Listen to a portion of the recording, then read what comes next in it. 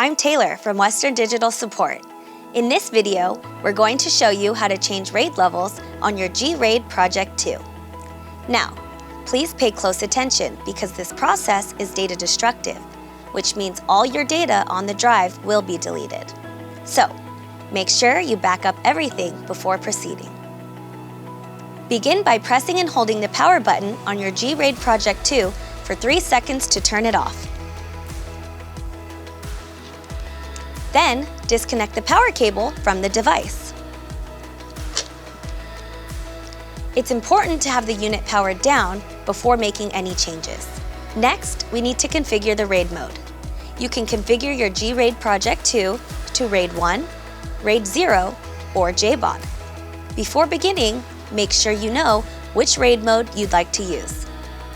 Your JBOD Project 2 comes preset as RAID 0, and if needed, we're going to change that. To do this, we'll use the dip switches located on the back of the drive. To configure your RAID mode to RAID 1, position the dip switches like this. If you'd like to configure RAID 0, configure like this. And if you'd like to configure to JBOD, position them like this.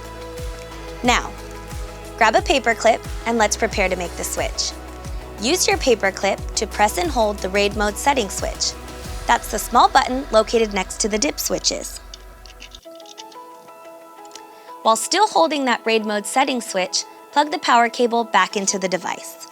Keep holding the RAID mode switch for about 10 seconds. Now, pay close attention to the front LED on the JBOD Project 2.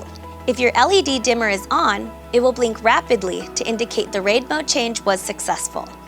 This may take a moment, so be patient. After the RAID mode change is confirmed, go ahead and disconnect the power cable from the JBOD Project 2.